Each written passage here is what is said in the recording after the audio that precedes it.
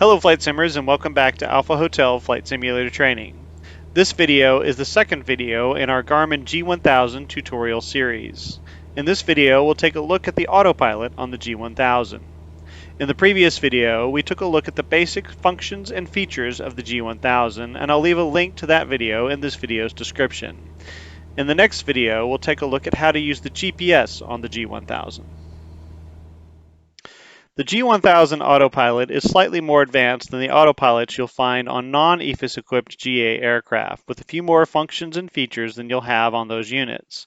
But you'll find that the core functionality is about the same, so if you learn to use the G1000 Autopilot, you'll generally find it pretty easy to transition to other autopilots on GA aircraft in the game. As a reminder, this video is about the stock G1000 in Microsoft Flight Simulator, not the NXI mod that you can download from the marketplace. Again, I'll be doing a separate video on the differences between these two panels.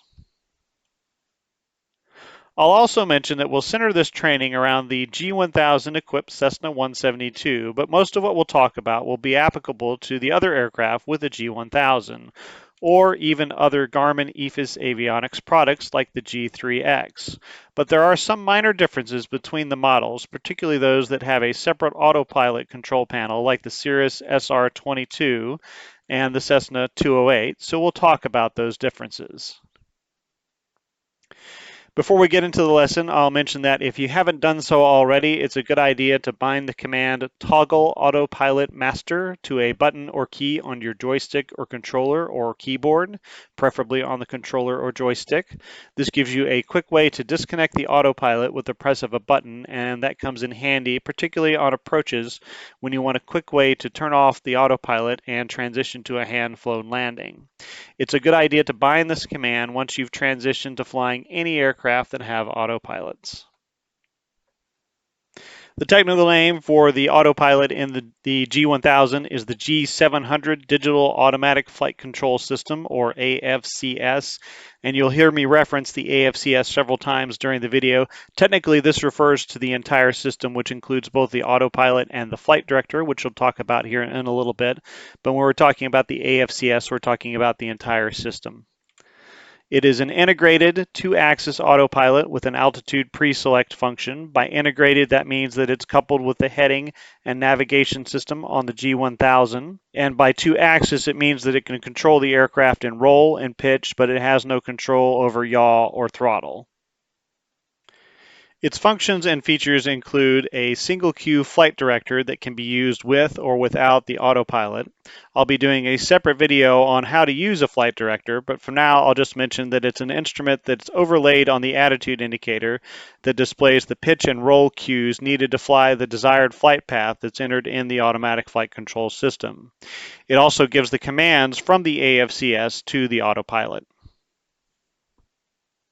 Other functions include a roll hold mode, a pitch hold mode, a heading select and hold mode, the ability to track a GPS, VOR, or localizer front course, the ability to track a localizer back course or track a localizer outbound, a vertical speed hold mode, a mode called flight level change, or FLC. This is the ability to climb or descend at a specified indicated airspeed using pitch, an altitude capture and hold mode, and the ability to capture and track an ILS glide slope or a GPS glide path. Controls for the AFCS are located on the multifunction display for most aircraft. In some aircraft, most notably the Cessna 172, the controls are duplicated on the PFD. When there are duplicate sets of controls like this, both sets of controls are functional and function identically. We'll be having the camera focus on the controls on the PFD for this video so we can see how the aircraft responds when we use these controls. The individual controls for the AFCS include the heading knob, although the manual will tell you that this is technically not a part of the AFCS controls. It just controls the Scion heading bug on the HSI, but that also controls the heading select and heading hold mode on the autopilot or AFCS, so we will lump it in there. We also have the altitude knobs, which are at the bottom left-hand corner of the display. This controls the altitude display at the top of the altimeter. Your big knob controls the thousands, and the little knob controls the hundreds. Again, the manual will tell you technically it's not a part of the AFCS control system. It just controls this display, but this display is used for the altitude capture function on the autopilot, so we'll lump that in as well. The controls that are formally part of the AFCS controls include the AP key. This is to turn the autopilot on and off. The flight director key, which toggles the flight director on and off, and we'll get into more details about this here in a little bit. The heading key, the altitude key, the nav key, the VNAV key, which on the stock G1000 does not function. In order to get VNAV functionality, you need to get the NXI mod. The approach key, the back course key, which does work on the G1000, the vertical speed key, the nose up key, the FLC or flight level change key, and the nose down key. With the exception of the nose up and nose down keys, each of these keys or buttons on the AFCS is a toggle key. If you press the key once, it will activate that mode. If you press it a second time, it will deactivate that mode and put it back into the default roll or pitch hold mode. And we'll talk about those default modes here in just a second. At the top of the PFD is an AFCS status box which shows the current status of the autopilot and or flight director. It's divided up into 3 windows. The leftmost window is your lateral mode or your roll mode. The right window is your vertical mode, and the center is the autopilot status. The autopilot status will display a green AP symbol if your autopilot is active. If the autopilot is being deactivated or disengaged or has been disengaged, it will either be blank or it will appear in yellow or red. And we'll talk more about that a little later. Any mode in these windows that is active is displayed in green, and any modes that are armed are displayed in white. There are a few limitations that you should be aware of when operating the G1000 autopilot, and this is specific to the 1 and the 172. The minimum engagement speed is 70 knots of indicated airspeed. If you're going to fly any slower than this, then you technically should not have the autopilot on.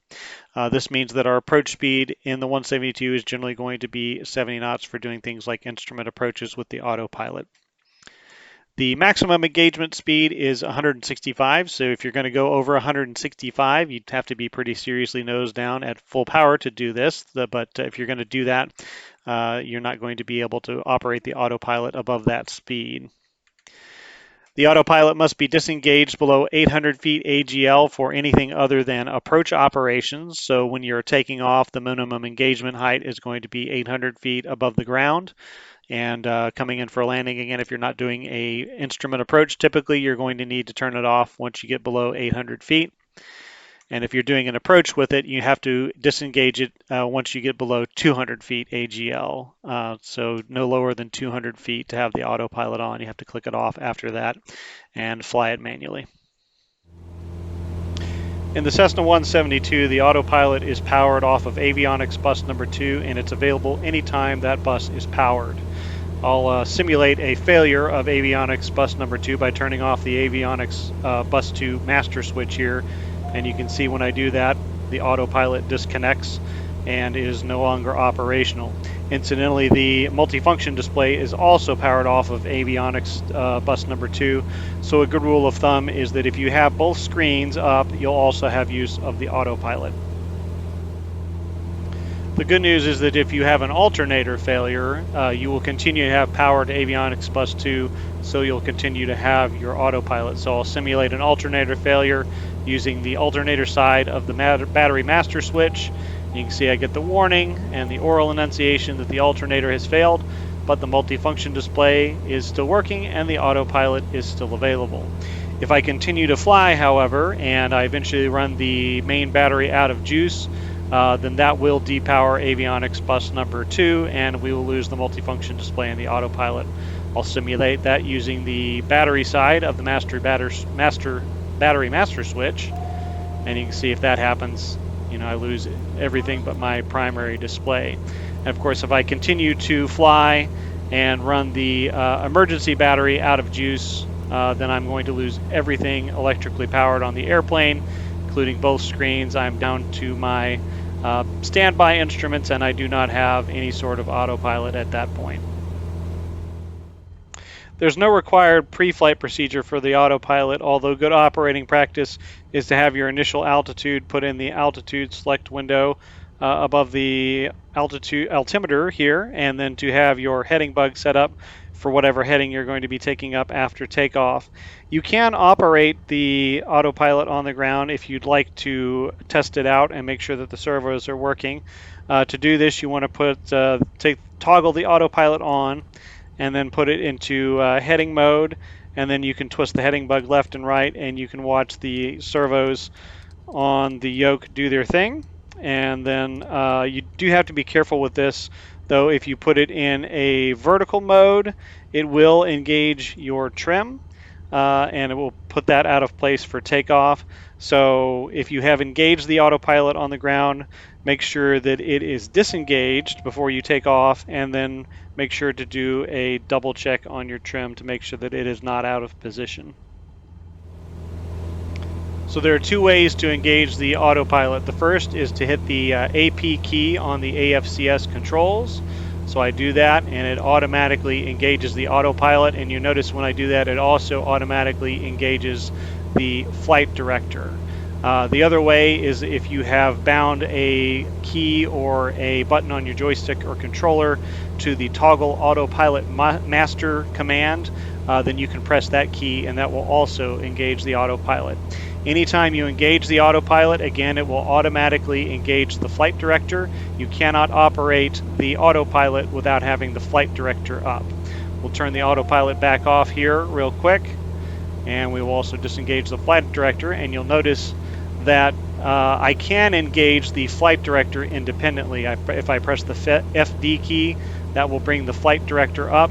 So the flight director will work without the autopilot, but the autopilot will not work without the flight director. And to toggle the flight director, I can just press the FD key once, and if I want to turn it off, then I hit the FD key again, and that turns the autopilot off, or excuse me, turns the flight director off. And my personal preference for turning on the autopilot is I engage the flight director first. This engages that in the default roll hold and pitch hold mode, and then I can put it in the modes that I want. Say I want to put it in heading hold and altitude hold. I can engage those, and then I can engage the autopilot after that. Makes for a nice, smooth autopilot engagement, and you don't have to worry that the aircraft's going to do something unexpected once the autopilot is on. It's not recommended to have the flight director on during takeoff for any aircraft equipped with the G1000. The G1000 does not give any takeoff guidance with the flight director. And again, in the real world, you shouldn't have the autopilot on below 800 feet unless you're using it for an approach. So on takeoff, you should wait until you're at least 800 feet above the ground to turn the autopilot on.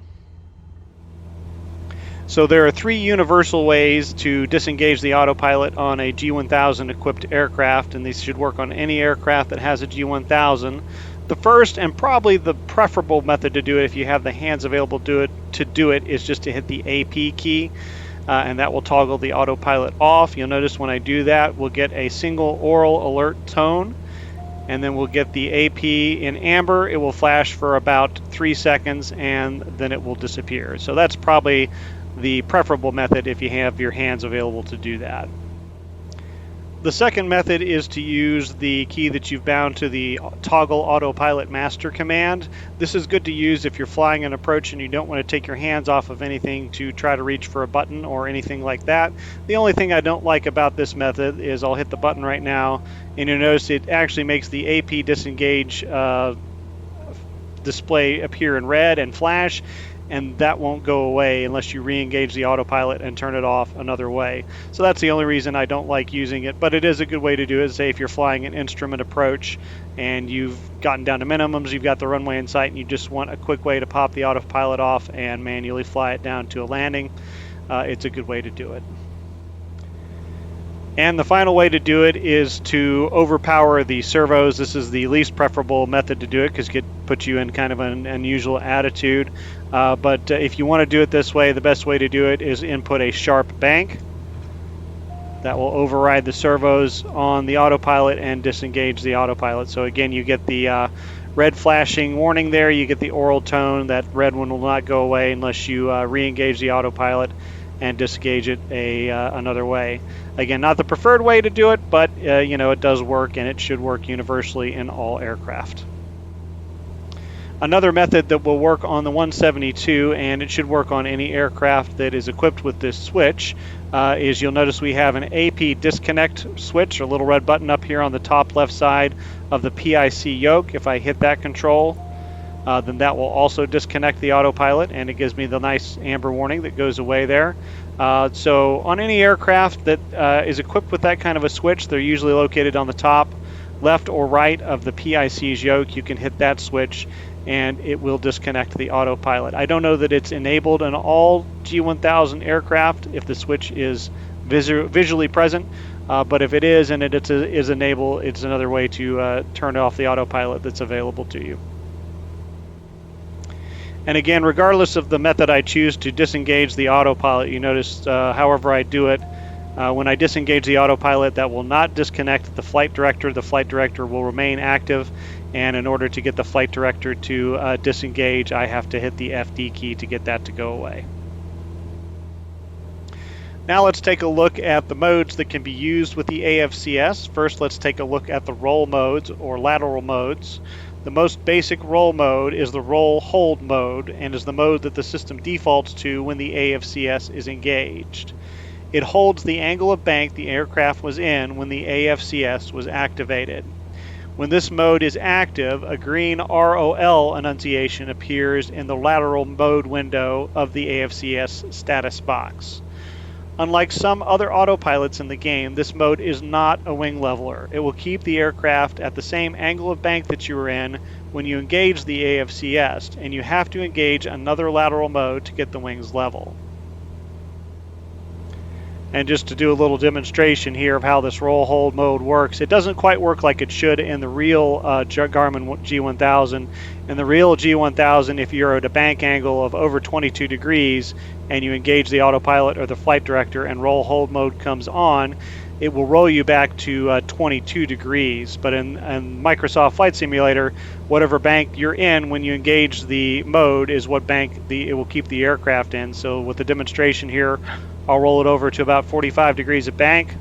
I'll turn the autopilot on, and you can see it holds. I was not quite at 45 degrees, but it holds that angle of bank, even though that's a little excessive for the autopilot. And you can see the flight director is trying to command us back to another less severe angle of bank, but the roll hold mode is doing exactly what it says it's going to do. It's holding the roll that I was in when I engaged the mode.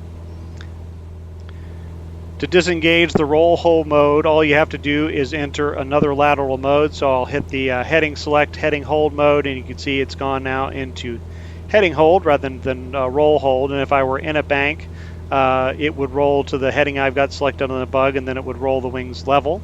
If I want to go back into the roll hold mode, then all I have to do is hit the button for the mode that I'm currently in, and that will bring me back into the roll hold mode.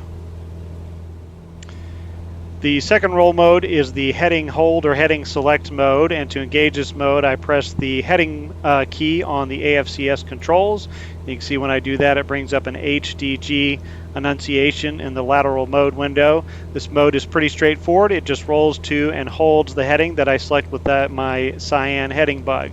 If I want to stop the turn short and roll out of my current heading, all I have to do is press the center of the bug.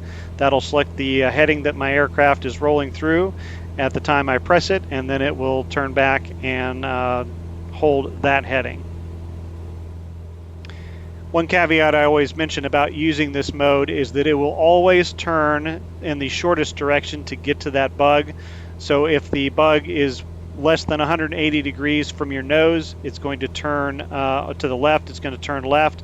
If it's less than 180 degrees from your nose to the right, it's going to turn right. And this is true even if you're in a turn and you rotate the heading bug such that it turns in the direction that you want to go. An example I always give is, say you're taking off east from an airport that has mountainous terrain to the southeast, but you actually want to head to the west. You want to do a big turn from east down to a heading of, say, 210 to avoid and climb over this mountainous terrain that's off to your right quadrant here. If you put the AFCS in heading mode and then you quickly roll the heading bug to the left to that 210 heading, the system is actually going to reverse course and say, well, you know, the shortest way to get to 210 is to go to the right. So it's going to actually turn you into those mountains. So be aware that if you do have that sort of situation going on, what you want to do is you want to turn your heading bug slowly so that it never gets more than 180 degrees left of your tail, and just gradually move it over that 210 so that you can make that big left turn to avoid that terrain. And finally, to get it out of heading mode, you can either select another lateral mode, or if you press heading a second time, it will toggle you back into that roll hold mode. So the next mode we'll look at is the nav hold mode, which you can engage using the nav key on the AFCS controls. When you hit that, it will track whatever you have up on your CDI. So whatever you have your CDI turned to, whether it's the GPS, VOR, or a localizer, it will track that course. And when you engage this mode, it will show VOR if you are tracking a VOR up in the lateral window of the AFCS status box. If you're tracking a localizer, it will show LOC, and if you're tracking to a GPS waypoint, then it will show GPS up here. With the GPS, it will make the turns for you. Anytime you change to a different waypoint, it will sequence to that next waypoint, and it will continue to make the turns and follow the entire course down to your last waypoint. With the VOR, it will fly all the way to the VOR, but then once you get to the VOR, it will go back into the roll hold mode once you crossed over. It will do the same thing with the GPS. If you cross over your last waypoint, it will go back into the roll hold mode once you pass that last waypoint. Another thing I'll mention about the nav tracking function is that your best bet to intercept a course is to do that in heading mode. Unfortunately, you can't set a good intercept heading and then arm the nav function and have it intercept. If you do this on the stock G1000 and Microsoft Flight Simulator, once you engage the nav mode, it will decide that it wants to set its own intercept course, and so it will turn pretty aggressively and take a very aggressive intercept angle. So unfortunately, you can't just set a nice intercept heading and then arm it like you can in the real aircraft. The NXI mod does take care of this problem, so your better bet is to set yourself an intercept heading and then in heading mode, and then once you are on course, turn on course with your heading mode. Once your CDI is centered up, go ahead and engage that nav mode, and then it will track the course quite nicely, but it's a little over aggressive, like most of the stock avionics in the game, about intercepting courses. And the final type of lateral tracking mode that we'll talk about is the back course tracking mode. This is used for tracking localizer back courses. These are the backside of ILS localizers that are on the opposite side from the side that you use to actually shoot an ILS approach, and they can be used to shoot a localizer back course approach, which is a procedure, an approach procedure that is still available in some parts of the world. There are not many of them left, but they are still out there, and they result in reverse sensing on normal VR radios. So for an autopilot to track them correctly, you need to engage the back course tracking function so it knows that it is tracking a back course. You can also use this to track a localizer front course outbound, which is that's flying on a localizer but flying away from the airport rather than to it. You also need to use the back course tracking feature there, and you use that occasionally as part of instrument departure procedures. It's a pretty straightforward mode. When you're on the localizer back course, go ahead and hit the BC key, back course key here, and you can tell it's active because the lateral window up here is going to go to say, showing BC, and that means that you are tracking the back course. So right now you can see it is tracking the back course. It'll make corrections to stay on that back course all the way until we get to the antenna site basically, and then it'll revert back into the roll hold mode again. Like the other lateral tracking modes, you don't want to set a heading to intercept and then arm it. It will not work appropriately. It'll overly aggressively try to intercept that and not do a very good job of it. So like those other lateral modes, you want to steer yourself onto the course first in heading mode, and then once you're centered up on the CDI, then you can go ahead and engage the tracking mode. The disengagement button, or the disengagement of this function, is a little different. If you hit the back course key again, it will switch you over to localizer mode for some reason. I'm not sure why that is. So a better way to go about disengaging this one is to center up your heading bug, put yourself in heading mode, and then heading again if you want to go back into the roll mode. But the back course key is not the best way to disengage this. Okay, let's take a look at the pitch modes now for the AFCS. The first one we'll take a look at is the pitch hold mode. This is the default mode that the AFCS goes into when you first engage it, and what it does is it will hold whatever the aircraft's pitch is at the time you engage it. It will hold that pitch. You can tell that you're in that mode by the PIT, green PIT displaying in the vertical window of the AFCS box. And one nice thing about this mode is that you can actually adjust the pitch. So right now when I engaged it, the aircraft was about a degree or so nose high pitch, and I can actually use the nose up and nose down buttons to change that pitch. So if I want to pitch up and do a little bit of a climb, I can hit the keys, and each time I hit it, it raises about a half a degree or so. If I want to stop that climb, I can use the nose down trim buttons here to get the nose back down. So you can adjust that. Like all vertical modes, you want to be careful what you ask for. It will generally give you what you ask for, even if it's something that the aircraft really can't do. We always refer to these general aviation autopilots as dumb and dutiful. They will always ask you, or always do, generally what you ask them to do, even if it's something that is going to kill you. So you can ask for 20 degrees nose up pitch, and it'll do that until the airplane stalls. You can ask for 15 degrees of nose down pitch, and it will do that until the aircraft overspeeds. So you do have to be careful what you ask for with these autopilots. The other thing is that this will work in conjunction with the altitude pre-select function. So if you are heading towards an altitude that you have pre-selected, if I put it into a climb, I have 5,500 feet selected. Once I get up to 5,500 feet, it will go ahead and level off and capture that altitude. Of course, the converse is also true. If I'm in a climb and the altitude I have in this box is lower, it is not going to stop. It's going to hold that pitch until basically it runs out of thrust and can't climb anymore, and it'll still try to hold that pitch. Same thing if I have a higher altitude and I pitch down, it will descend until it hits the ground. So that's until it hits the ground. So that's another thing you have to watch out for with these vertical modes, is make sure that you have an altitude selected if you want to capture an altitude that is in the direction that you're heading. And one more thing to mention about the pitch hold mode is to take it out of this mode, all you need to do, generally speaking, is engage any other vertical mode, and that will take it out of the pitch hold mode. Now let's take a look at the altitude hold mode. I'm going to pitch my nose. I'm going to use the pitch hold mode down here to descend just a little bit. And what the altitude hold mode does is it will stop the aircraft at the altitude that it's at when you engage this mode, and then it will hold that altitude. And it will also reset the altitude select up here. So I'll let it get down to 3,500 feet here, and then we will engage the altitude hold mode. So there's 3,500 feet, so I'll go ahead and hit the altitude hold key, and you can see it engages the altitude hold mode. It's also reset my altitude select over here. I can tell I'm in the altitude hold mode because it displays an ALT and the altitude that it's holding in the vertical mode window.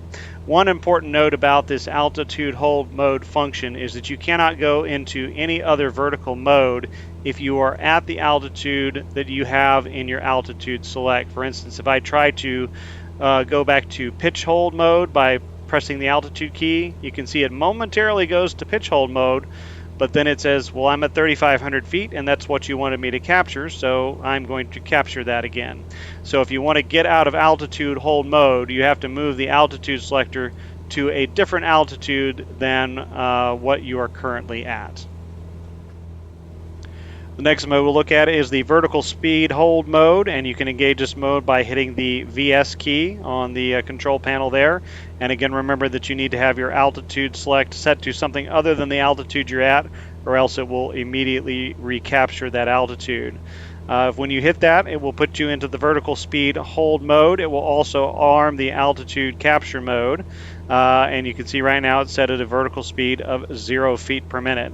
We also get a little magenta bug over here that appears, and we get our desired vertical speed up here above the vertical speed indicator. We can then use the nose up and nose down buttons to put it at whatever vertical speed we'd like. So right now I want a vertical speed of 500 feet, so I just tap the nose up button until I get a vertical speed of 500 feet per minute. And then it will hold this vertical speed until either it can't hold it anymore because it's run out of thrust or airspeed, or until it captures the altitude. Again, with this mode you have to be careful. You can ask for more than it can give you. You can ask for a 2,000 foot per minute climb, and it will try to do that until it stalls the airplane. You can ask for a 2,000 foot per minute descent, and it will do that until it overspeeds the airplane. So you do have to be respectful of the limitations of the aircraft whenever you're using these modes and not ask for more than it can actually give you. The other thing to be aware of again is that you do not have any automatic control of throttle, so you have to make the throttle adjustments. If you start into a climb, then you'll need to advance the throttle to climb power. If you're going into a descent and you don't want to gain speed, you'll have to reduce the throttle. So we'll watch it go through its altitude capture function here. It does this pretty smoothly from the vertical speed hold mode. As you come through 200 feet from your selected altitude, it'll give you the alert tone, and then it will, actually I don't think it gives, no, it doesn't give you the alert tone, but it does flash the altitude select level up there, and then you can see it transitions from altitude hold being armed to altitude hold being active, and then it slowly reduces the pitch and allows the aircraft to accelerate, and then it will level off at the selected altitude. So that's how that altitude capture functions. And again, don't forget, you have control of the throttle, so as you accelerate back to your cruise speed, you're going to need to pull that throttle back a little bit back to your cruise RPM setting there. Again, the caveats with the vertical modes, if you're going up, make sure that you have an altitude that's above you if you want to capture something. Otherwise, it will keep trying to climb until it either runs out of thrust or runs out of airspeed. Same thing if you're descending, make sure you have an altitude in the altitude selector that's below you. Otherwise, it will descend all the way into the ground. So the next mode we'll look at is the flight level change, or FLC, which you can activate using the FLC button. This is kind of a unique mode. It is kind of particular to more advanced avionics. You won't find it on just generic, general aviation autopilots. And it is a pitch to speed mode, meaning it is still a pitch mode. We are not controlling speed using any type of auto throttle because the system is not equipped with that. But the aircraft will pitch to maintain a desired speed. This is very handy for doing, say, like a VY, best rate of climb. You can just set the speed for best rate of climb, set max power or climb power, and the aircraft will pitch to maintain best rate of climb all the way until it captures the selected altitude. You can also control the rate of descent or climb using your throttle. So, if you have a low speed selected and you put in a high power, the aircraft will pitch up to climb. If you then select a high speed and go to a low power, the aircraft will descend.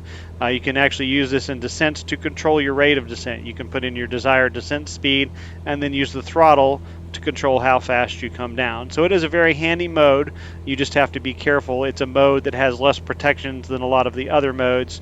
It's not a mode you can set and then leave the room, and because the aircraft will do whatever pitch it needs to do that speed. And if you set it up for a climb and then leave the room and you lose engine power or lose engine thrust as you get higher, the aircraft may actually start to descend. So it's a mode that you have to keep a very careful eye on. So we'll demonstrate first a best rate climb up about 2,000 feet. So to use this mode, I'm first going to move my altitude select to the altitude I want. I want to climb 2,000 feet to 5,500, so I dialed that in there. I'll then hit the FLC button, and it will bring up the airspeed window, and now it is pitching to maintain that speed. To change the speed, I use the nose up and nose down buttons. Nose up will pitch my nose up and lower the airspeed, and you can see it does a knot at a time. If you double punch it, it'll do a little faster. So I will set this speed down to 74 knots or best rate. Oops, and if you punch it too fast, it'll go a little too fast on you. Then I got to remember to put in the power, and so now it is pitching to maintain 74 knots. It'll pitch until it gets to that 74 knots, and it'll adjust the pitch to maintain that 74 knots. And now that I am in that pitch mode, now I can control the rate of climb using the throttle. So once it gets locked onto that speed, I can adjust the throttle. You can see right now I'm doing about 850 feet a minute, not quite on speed yet. It's going to bring the nose down as it gets to that speed. So we're about 3 knots away now. It's starting to bring the pitch down a little bit. So now it's pitching to that speed. And if I want to slow down the climb, it's doing about 600-700 feet a minute. I can back the power off just a little bit, and it's going to lower that nose. Again, I do have to be careful. Even though I have a higher altitude in the altitude select window, if I back the power off too much, it's just going to pitch to maintain that speed now. So it will actually start descending on me, despite the fact that I have a higher altitude selected in the window. And then if I want to start climbing again, I just bring that throttle back up, and again it's just going to pitch to maintain that speed. One thing that is a little bit of a drawback in the stock G1000, and we'll see this here in a second, is that the altitude capture is not the smoothest in the world. It tends to do a little bit of what I call a stretch. It pitches up a little bit when it gets the capture to get that altitude, so it will actually slow down just a little bit, and we'll see that here as it goes through those capture motions. And so that's something you have to watch out for. I actually prefer to put it in vertical speed when I get to the last 1,000 feet to 500 feet per minute of the climb, just to make it a little smoother. And it is something that they have corrected in the NXI mod, so we'll kind of watch it go through its thing here, and you'll see what I'm talking about.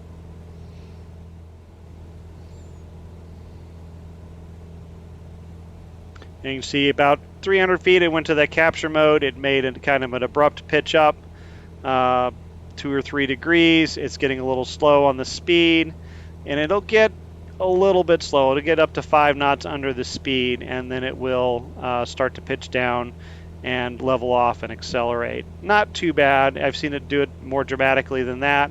Usually you don't lose more than about 5 or 10 knots, but it's just something to keep an eye out on, or use a different vertical mode when you get close to capturing your altitude. Again, if you get the NXI mod, it is much smoother. It does a much better job of capturing the altitude. So let's take a look at a demo of a FLC descent. So I want to descend again 2,000 feet, so I'll roll 3,500 into the altitude select window. I'll then hit the FLC button, which will put in the FLC mode and show me the speed it currently has selected. I'm happy with that speed. I just want to come down a little bit faster, so I reduce my throttle and just watch the vertical speed. And once I'm happy with the vertical speed, I just set the throttle there, so I can control how fast or how slowly I come down in the FLC mode just using the throttle. The throttle is basically controlling my vertical speed now. It can be plus or minus as it comes down. The aircraft will kind of bob just a little bit, so it may not be the most consistent vertical speed. You would not want to use this typically on an approach. This is more for an en route descent. But it is a handy technique to get down, particularly if you wanted to get down fast. You can just pull the power to idle, and it will descend as quickly as it can at that airspeed. It'll pitch to hold that airspeed and let you come on down. And the other thing to remember about any vertical mode is we can always take it out of that mode by toggling at keys. So I toggle the FLC key. We're back in pitch now. If I want to turn it back on, I can hit it again, or I could put it in another vertical mode if I wanted to put it into vertical speed. although apparently it defaults to vertical speed hold of 0 with that. So we'll put it back in FLC. Again, I can trim the speed if I want a certain speed. I can trim it with the nose up and nose down buttons. So that is how the FLC mode. It is good when you're doing a descent to kind of cushion the descent a little bit. It's pretty good at leveling off actually, but when you get within about 500 feet, bring in a little bit of power just to kind of reduce the rate of descent so it doesn't, the servos don't have to overwork there.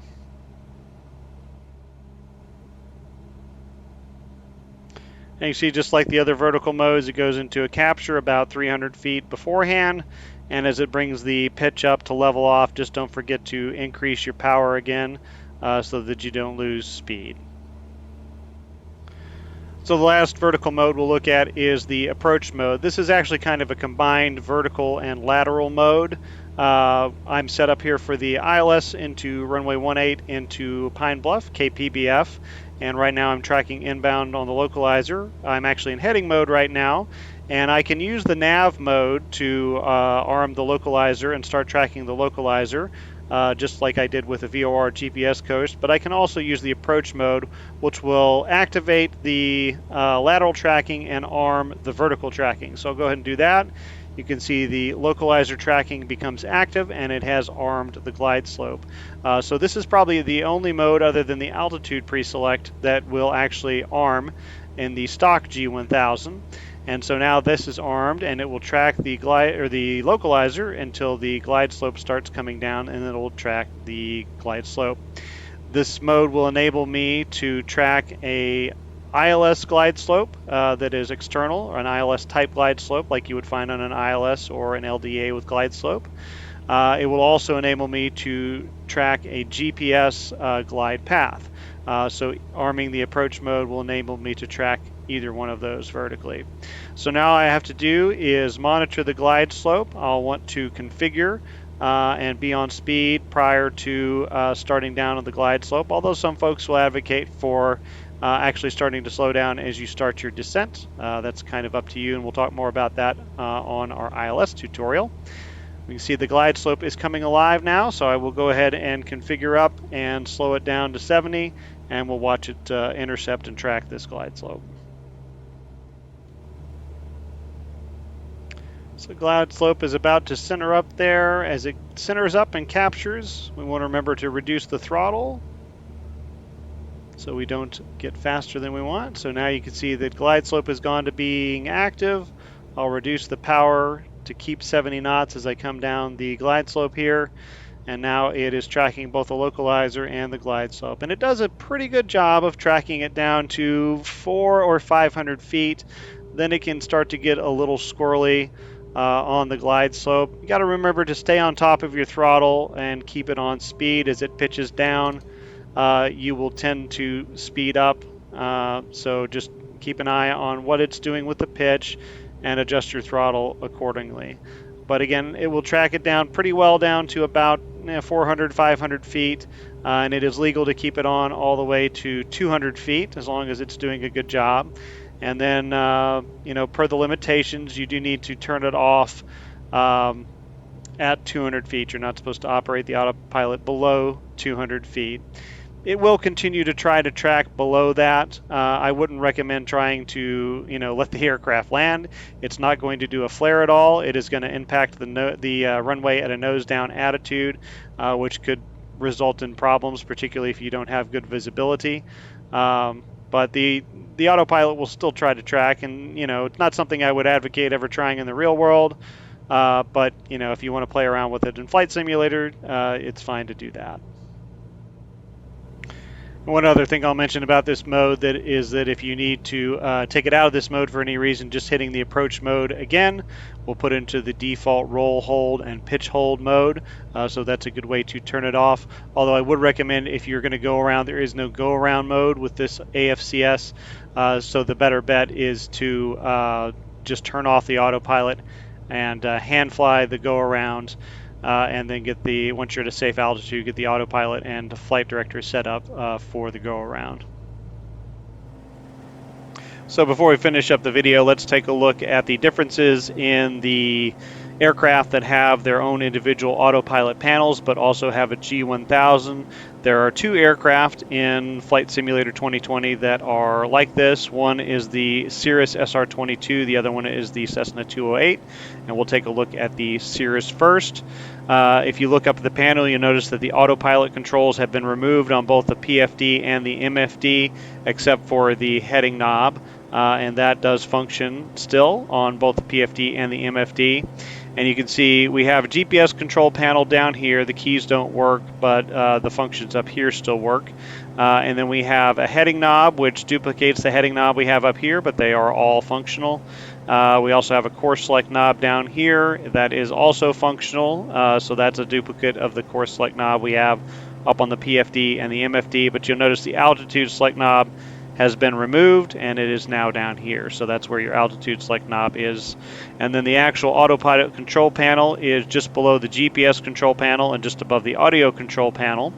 And you'll notice one difference between this and the G1000 is that when you have a mode active on this, in addition to displaying on the PFD, it will also illuminate a little bluish white triangle above the mode that's active. I'll go ahead and pop out a larger PFD breakout panel here so we can see what's going on. So you can see I've got heading engaged right now. The autopilot is on. The flight director is also on. And we're an altitude hold of 5,500 feet. So right down here it says the heading mode is active, the autopilot is on, the flight director is on, and then the altitude hold mode is active. As far as the actual breakdown on where everything is, all your lateral modes are located over here on the left-hand side of the panel, just like your lateral modes are located on the left-hand side of your PFD display. The vertical modes are located on the right-hand side, and then the engagement modes are located in the middle. The lateral modes are exactly the same and work exactly the same. So you have heading mode, you have nav mode, and you have approach mode. And just like with the real autopilot, you can toggle them on and off. So if I hit the heading, it'll toggle that off. The white arrow disappears, and we go back into roll hold mode. And if I toggle that back on, we go back into heading mode. The vertical modes are basically the same. They're just labeled slightly differently. Vertical speed is still the same, but instead of having a button labeled FLC or flight level change, it's now labeled IAS for indicated airspeed, but that functions exactly the same. And then you have the altitude hold button, and just like with the stock G1000 and every other aircraft, the VNAV button does not work. The other change that you'll notice is that we have, instead of a nose up and a nose down button, now we have a nose up, nose down wheel. This works the same as a trim wheel would for your elevator or your elevator trim. If you roll the wheel forward or down, it has the same effect as if you push the nose down button. If you roll the wheel up or backwards, that has the same effect as doing the nose up button. So an example of this, I'll change the altitude select here to 7,500 feet. I'll put it in vertical speed mode, and it says that we're in vertical speed of 0 feet per minute. The altitude is armed, and now I'll roll the wheel down, which is the same as doing the nose up button, and you can see as I roll it, it increases my requested vertical speed, and the aircraft starts climbing. The other mode that we have is a wing leveler mode that we don't have in those other aircraft, and we'll take a look at that real quick. So this autopilot still has a roll hold mode. So if I go into a roll and then I engage the autopilot, it is going to go into the roll hold mode. But what this level button does is it engages a wing leveler. So if I hit that, you'll see the indication will go back to level, and it will roll the wings level, and it will then hold them level. So that is what that button does on the Cirrus. So the other aircraft that has its own autopilot panel is the Cessna 208, and the autopilot panel for this aircraft is located above the MFD. As you can see, we have duplicate heading knobs, and we actually have 3 screens in the Cessna 208. We have 2 PFDs and 1 MFD, which gives you 4 heading knobs, and all 4 of them do function.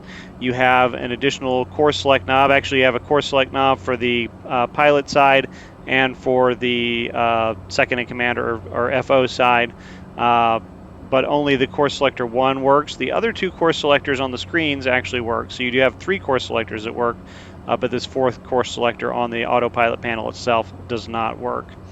As far as the rest of the panel, it does work pretty much the same as your standard Garmin 1000 G1000 panel. It has the same modes and they all work the same.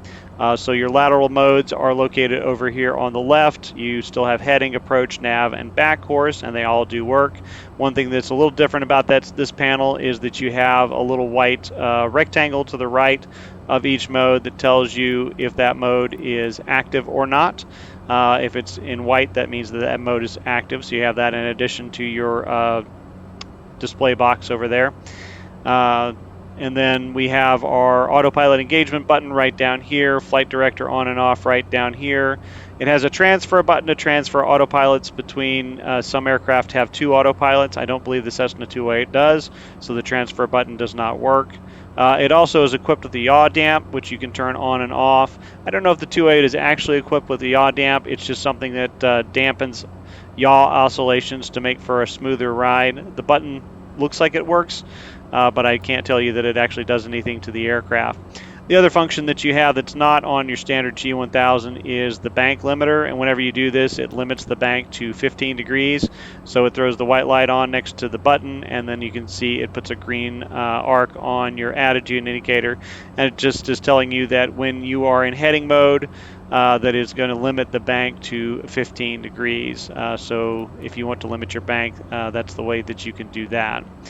The vertical modes are all located here on the right. We still have the altitude hold, the vertical speed, VNAV, which still doesn't work, and the flight level change. It does have a speed mode. As far as I can tell, that doesn't do anything. The light will turn on, but manipulating anything, it doesn't seem to change anything. I have to wonder if this is for an autopilot panel that is configured for an auto throttle, and the Cessna 208 does not have an auto throttle, so I don't think this works on this panel. And then you have the nose up, nose down wheel, just like you had in the Cirrus, that lets you do the same functions as the nose up and down button did on the regular G1000 panel. That concludes this video. Hopefully it's given you the knowledge you need to confidently use the G1000's automatic flight control system. As always, if you've enjoyed the content, don't forget to like, subscribe, and ring the notification bell. Thanks for watching, and we'll see you next time.